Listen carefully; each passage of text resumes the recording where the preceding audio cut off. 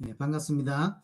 자, 오늘은 아모스 3장을 통해서 함께 또 말씀의 은혜를 받도록 하겠습니다. 3장 1절 2절입니다. 이스라엘 자손들아, 여호와께서 너에게 대하여 이르시는 이 말씀을 들으라. 애굽 땅에서 인도하여 올리신 모든 족속에 대하여 이르시기를 내가 땅의 모든 족속 가운데 너희만을 알았나니 그러므로 내가 너희 모든 죄악을 너희에게 보응하리라 하셨나니. 하나님이 이스라엘을 어떻게 생각하셨는지를 좀 보여주죠. 이스라엘은 하나님 앞에서 참 특별한 존재였던 거죠. 뭐라고 표현했냐면 모든 족속 가운데 너희만을 알았나니, 하나님이 모든 족속을 다 아십니다. 그런데 너희만을 알았다라고 이야기하죠. 특별함을 이야기하죠. 하나님의 자녀였고 하나님 앞에 제사장 나라였고 특별히 하나님과 언약을 맺은 나라였습니다. 특별한 거죠. 이 특별한 것이 이스라엘의 어떤 행동을 잘해서 이런 은혜를 받을 만한 게 있어서 은혜를 받았냐면 그렇지가 않습니다. 이들의 행위와 전혀 상관없이 하나님이 이들에게 은혜를 베푸신 거예요. 특별한 은혜를 주신 거죠. 그 선택을 하신 거죠. 조상 아브라함의 후손을 통해서 메시아를 약속하셨고 그 메시아가 태어날 민족 이스라엘입니다. 이들의 언어로 성경이 기록되었고 이들의 문화, 이들의 여러 가지를 가지고 구원을 설명하는 하나님 보실 때 참으로 특별한 민족이 아닐 수 없습니다. 구원은 전적인 하나님의 역사 아닙니까? 그 하나님의 역사에 이스라엘을 사용해 주신 거죠. 우리 인생을 살아가면서 하나님이 역사하심에 우리를 사용하는 것만큼 중요한 게 있겠습니까? 우리가 하고 있는 당대 세계 사역이 그런 것이죠. 그래서 우리가 사실 이 시대에 영적인 이스라엘로, 영적인 아브라함으로 사실은 우리가 부름을 받은 거거든요. 그럼에도 불구하고 뭐 했냐면 내가 너희 모든 죄악을 너에게 보응하겠다.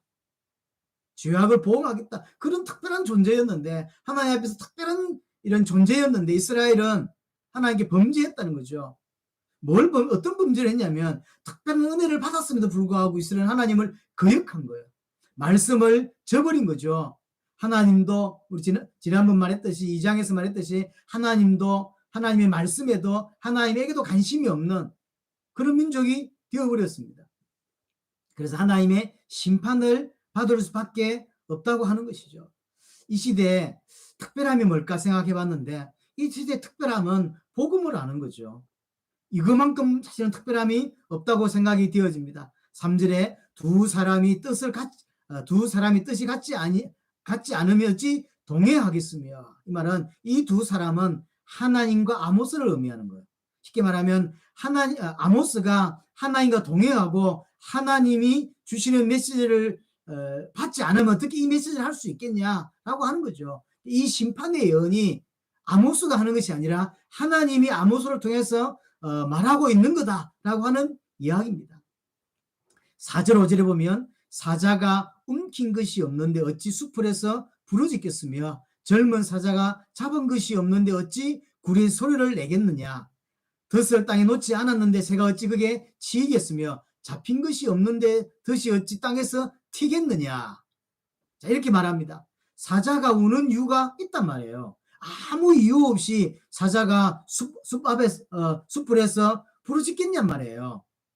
뭐 짐승을 잡았거나 뭘 했으니까 울고 있는 거죠. 하나님의 심판이 어떻게 이유가 없겠냐라고 하는 말이에요. 하나님께서 이렇게 특별한 이스라엘을 심판하는 데는 이유가 있다라고 하는 이야기죠. 하나님에게는 우연이 없습니다. 하나님은 전부 다 이유가 있습니다. 근데 우리는 이스라엘도 그렇고요. 우리는 마치 모든 것이 우연인 것처럼 삽니다. 하나님은 우연이 없이 전부 다 필연적으로 계획적으로 그렇게 일어나고 있는데 우리는 너무 우연으로 살아가고 있다는 것이죠. 우리는 하나님의 말씀을 조금 더 깊이 이해할 필요가 있습니다. 6절에 성읍에서 나팔이 울리는데 백성이 어찌 두려워하지 아니하겠으며 여호와의 행하심이 없는데 재앙이 어찌 성읍에 임하겠느냐. 전쟁 나팔이 울리면 어떤 일이 벌어지죠? 두려워한다는 거죠. 또 하나님의 행하심이 없는데 재앙이 성읍에 내리겠냐고 이야기합니다. 전쟁 나팔이 불면 다 두려워하고 또 심판의 예언이 선포되면 어떻게 해야 되겠냐는 거예요. 그럼 두려워해야 되죠. 하나님을 두려워하고 심판을 두려워하고 하나님 앞에서 회개해야 된다는 거죠. 말씀의 귀를 기울이고 돌이켜야 되죠. 그러나 이스라엘은 안 돌이킨다는 거죠. 돌이키지 않는다는 거죠. 하나님은 이유가 있는데, 심판의 이유가 있는데, 심판의 대상자는 전혀 신경도 쓰지 않는, 두려워하지 않는, 이것이 현실입니다. 하나님의 행하심이 없는데 재앙이 어찌 성읍에 임하겠냐 이 말이죠. 이스라엘에게 내릴 재앙 누가 주는 거냐? 하나님이 행하시는 거다, 그 말이죠. 실제 주 여호와께서는 자기의 비밀을 그 종 선지자에게 보이지 아니하고는 결코 행하심이 없느니라. 하나님이 일하는 방식이 항상 이렇습니다. 말씀을 주시고 그 말씀을 성취하시는 거죠. 하나님이 아브라함에게 말씀을 주시고 그 말씀을 이루시죠. 하나님이 메시아를 말씀하시고 그 말씀을 반드시 이루십니다. 그래서 성경은 언약의 책이고 우리는 그 언약을 붙잡은 자예요. 그래서 말씀을 귀담아 들어야 되고 말씀을 통해서 언약을 정확하게 알 필요가 있습니다. 그런데 이스라엘은 이 말씀을 놓치는 거죠. 놓치지 말아야 될 게 말씀인데 말씀을 너무 쉽게 놓치는 거죠. 언약을 너무 쉽게 놓치는 거죠. 사실은 첫사람 아담 하와의 죄 간단하죠. 결국은 말씀을 놓치는 거죠. 언약을 놓치는 거죠. 말씀을 믿는 것이 믿음이고 말씀을 믿는 것이 믿음 아닙니까? 근데 말씀이 없는 걸 믿을 수는 없는 것이죠. 그만큼 말씀이 중요합니다. 하나님께서 아모스를 통해서 예언의 말씀을 하고 있습니다. 반드시 성취된다는 거죠. 8절에 사자가 부러지전적 누가 두려워하지 아니하겠느냐? 주 여호와께서 말씀하신 적 누가 예언하지 아니하겠느냐? 모든 동물은 사자의 부러지짐을 두려워하듯이 이스라엘은 하나님의 말씀을 두려워해야 되고 특별히 아모스가 하고 있는 예언의 말씀을 두려워해야 된다는 거죠. 근데 이스라엘은 두려워하지 않는단 말이죠. 왜? 심령이 하인 맞았기 때문에. 하나님을 두려워할 줄 모르는 사람은 하나님의 백성이 아닙니다. 지금도 마찬가지예요. 지금도 교회를 다닌다 할지라도 하나님의 말씀을 두려워할 줄 모르고 하나님의 심판을 두려워할 줄 모르고 마치 심령이 하인 맞은 것처럼 전혀 말씀에 둔감한 그런 인생은 사실은 불행한 인생입니다. 심판받을 수밖에 없는 인생이죠. 주 여호와께서 말씀하신 적 누가 예언하지 아니하겠느냐? 아모스가 하고 있는 이 예언이 그냥 아모스 스스로 하는 게 아니라는 거죠. 하나님이 주신 것이다. 그래서 선포할 수밖에 없다라고 하는 이야기입니다. 그래서 우리 9절부터 15절까지는 사마리아에 내릴 심판에 대하여 이야기를 합니다. 9절에 아수소의 궁궐들과 애굽 땅의 궁궐들에 선포하여 이르기를 너희는 사마리아 산들에 모여 그 성중에서 얼마나 큰 요란함과 학대함이 있나 보라 하라.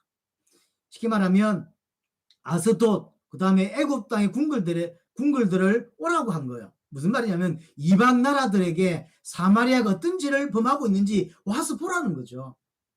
얼만큼 이스라엘이 특별히 북이스라엘이 하나님께 범죄하고 타락하고 배은망덕한 민족이 되었는지를 이방 사람들을 불러서 오라는 거예요. 와보라는 거예요.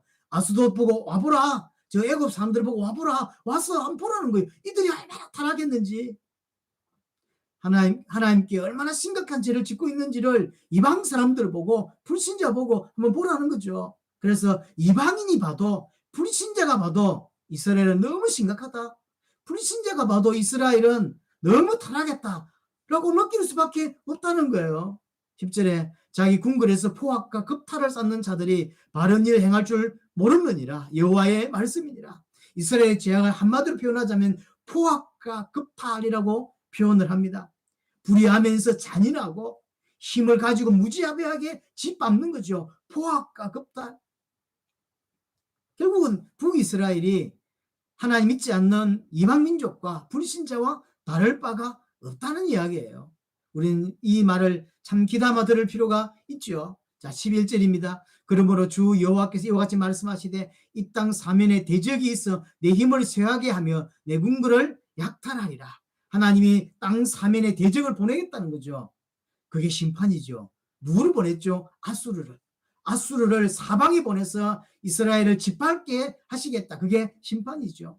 그래서 그 대적으로 말미암아 이스라엘의 힘을 빼고 약하게 만들고 궁궐을 약탈하고 불을 지르고 12절에 여호와께서 이와 같이 말씀하시되 목자가 사자 입에서 양의 두 다리나 귀 조각을 건져낸 같이 사마리아에서 짐상 모슬에서나 걸상에 방석에 앉은 이스라엘 자손도 건져내볼 입으리라.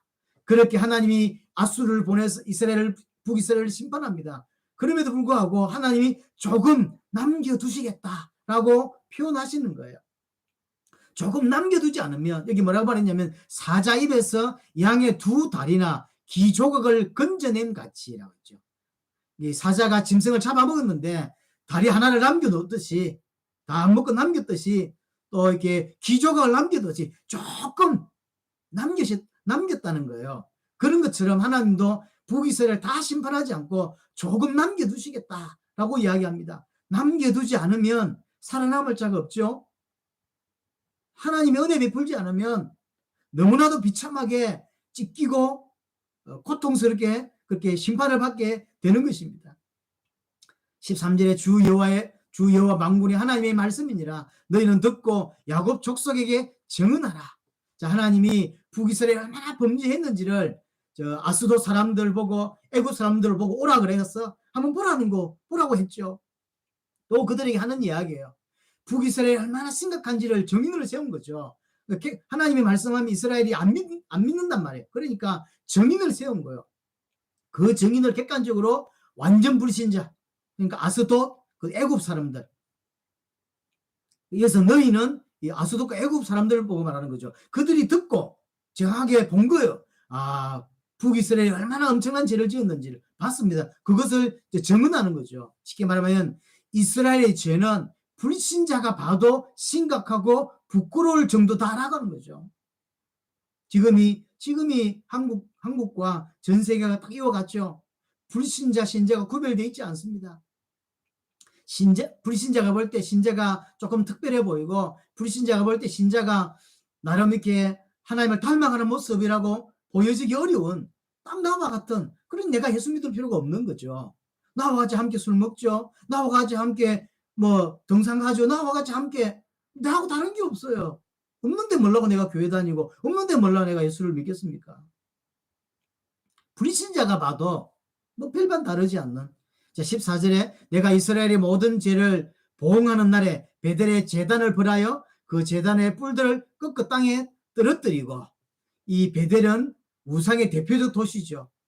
그래서 하나님 우상을 싸그리 무너뜨리겠다라고 하는 이야기고요. 15절에 겨울궁과 여름궁을 치리니 상하궁들이 파괴되며 큰 궁들이 무너지리라. 여호와의 말씀이니라. 북이스라엘의 지배층들, 특별히 왕 같은 이런 지배층들이 얼마나 호화롭게 이렇게 살았는지를 보여주죠. 악착같이 어려운 사람들 짓밟아서 번 돈으로 이렇게 살아가고 있는 거죠. 여름궁, 겨울궁, 상하궁, 그 지배층들이 누렸던 부귀 영화를 하나님이 하루아침에 심판하시겠다라고 하는 것이죠. 하루아침에 다 사라지게 하시는 것입니다. 우리는 하나님의 말씀을 귀담아 들어야 합니다. 그리고 올바르게 하나님을 믿어야 합니다. 말씀을 정말로 듣는 은혜가 여러분의 있기를 바랍니다. 다음 시간에 또 뵙겠습니다.